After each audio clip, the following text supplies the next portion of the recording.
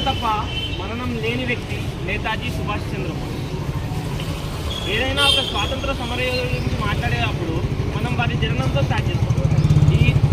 ఈ ప్రదేశంలో జన్మించారు అని చెప్పి. కానీ నేతాజీ గురించి మాట్లాడేప్పుడు మాత్రం నాకు వారి మరణ విషయం మాట్లాడాలి అని అనిపిస్తుంది. ఎందుకంటే 1945 ఆగస్టు 18 అంటే స్వాతంత్రం వచ్చేదానికి 2 సంవత్సరాల ముందు 1945 ఆగస్ట్ 18 ఆ రోజున ఏరోప్లేన్ క్రాష్లో ఆయన చనిపోయారు అన్న వార్తలు మన దేశంలోనే కాదు, జర్మనీ, జపాన్, ఇటలీ, ఇంగ్లాండ్ ఇటువంటి ప్రముఖ దేశాల్లో కూడా న్యూస్ పేపర్లో ముద్రించి ఆ వార్తని అందరికీ చేరేలా చేశారు ఆయన మరణ వార్త. అయితే ఆయన మరణించారా లేదా అనేది ఎవరికీ తెలియదు. ఆ రోజుల్లో 1945లో జరిగిన సంఘటన తర్వాత భారతదేశంలో ప్రతి ఒక్కరూ ఆయన మరణించారు అని నమ్మారు. అప్పటికి కూడా 1947 ఆగస్ట్ 15 మనకి స్వాతంత్రం వచ్చింది, అవును కదా. 1947 వరకు కూడా బ్రిటిష్లు రేపు మన భారత్ని వదిలి వెళ్తున్నారు అన్నప్పుడు ఎక్కువ ఏం మాట్లాడలేదు, చిన్న వాక్యం చెప్పారు. ఇక్కడ ఉన్నటువంటి గాంధీని చూసి నేను వినాలిగట్లేదు, ఇక్కడ ఉన్నటువంటి నేతాజీ ఎవరైతే ఉన్నారో ఆయనను చూసి మాత్రమే మేము ఈ దేశాన్ని విలుస్తున్నాం. నెహ్రూ వల్ల కాదు, ఇక్కడ ప్రజల్లో ఉన్న తిరుగుబాటు వల్ల కాదు, దేని వల్ల కాదు, కేవలం 6 పదాలు వాడారు. Subhash Chandra Bose, Indian national army. అటువంటి గొప్ప వ్యక్తి ఆయన. ఇండియన్ నేషనల్ కాంగ్రెస్లో ప్రెసిడెంట్గా పదవిలో ఉన్నారు. అటువంటి గొప్ప పదవిని సైతం వదిలేసి తిరిగి ప్రజల్లోకి వచ్చి భారత్ యొక్క యువతని ప్రేరేపించారు. భారత్లోని యువతకి వారు చెప్పిన మాట ఏంటి తెలుసా? Give me your flight, I give you the freedom. అంటే మీ రక్తాన్ని నాకు ఇవ్వండి, మన దేశానికి స్వాతంత్రం ఎందుకు రాదో నేను చూస్తాను అని చెప్పి. అంతేకాదు, freedom is not the thing that should be asked, that should be taken అని చెప్పాలి. అంటే ఫ్రీడమ్ కోసం మనం ఇంకొకరిని యాచించేది ఫ్రీడమ్ కాదు, చేతి తీసుకోవాలి ఫ్రీడమ్. గాంధీజీ నాన్ వైలెన్స్ని నమ్మారు, పీస్ఫుల్ని నమ్మారు. వీటన్నిటికీ నేతాజీ ఆపోజిట్ కాదు. నేతాజీ నమ్మింది ఒకటి, freedom is not given, that must be taken. మాటకి మాట, చెప్పకి చెప్ప, పూటకి పూట, ప్రాణానికి ప్రాణ. ఒకే ఐడియాలజీ నమ్మారు.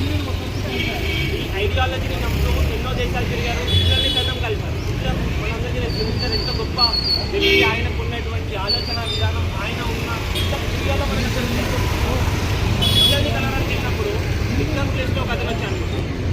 వచ్చి నేతాజీ ఆయన దూరం నుంచి చేయలేపి చెప్పాడంట. నేతాజీ ఏమన్నాడు? నిన్ను కలవడానికి రాలేదు, హిట్లర్ గారిని పిలువు అన్నాడు. సెకండ్ టైం ఇంకొక వ్యక్తి వచ్చాడు, సెకండ్ ఇచ్చాడు. నేతాజీ ఐఎమ్ ది హిట్లర్ అని. నేతాజీ ఏం చెప్పారు?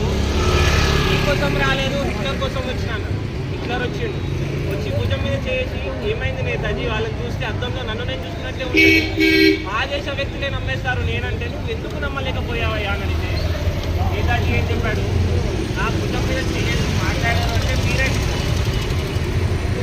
మీ ఏదైతే మీ ఐడియాలజీ ఉందో అది నాకు చాలా ఇష్టం అని చెప్పి హిట్లర్తో సైతం స్నేహం చేశారు. వరల్డ్ వార్లో కూడా మన అడుగులు ఏ విధంగా ఉన్నాయో వారు పరిశీలించారు. అటువంటి గొప్ప వ్యక్తి మన దేశంలో పుట్టారు అంటే మనందరం అదృష్టం. అలాగే మొన్న ఈ మధ్య రీసెంట్ డేస్లో తెలుగు సాహిత్యంలో ఒక పాట చూసినప్పుడు ఊహా చిత్రం ఒకటి తీసుకుంటాం కదా, ఏదైనా ఒక పాట వింటే దానికి సంబంధించిన ఊహా చిత్రం మన మనసులో ఒకటి వస్తుంది. అలా ఒక పాట వింటుంటే నాకు ఎందుకో తెలియదు ఆయన ముఖమే వచ్చింది. ఆ పాట ఏంటి తెలుసా? చేమంతుల పూవంతుల మాలలు నాకొద్దు, కీర్తి పతాకాలు కాంత కనకాల సొలొద్దు, చస్తే ఈ భూమిలో మరు జన్మ కోరుతాను, దాసుడనై ఉంటానని అమ్మ నడుగుతాను. ఎర్రకోట నెగిరే ఓ వన్నెల జెండా, ఎర్రకోట నెగిరే ఓ వన్నెల జెండా, ఒరిగిన నా శవం పైన, ఒరిగిన నా శవం పైన ప్రాణం పోతే పోని దేశం కోసమే, ప్రాణం పోతే పోని దేశం కోసమే.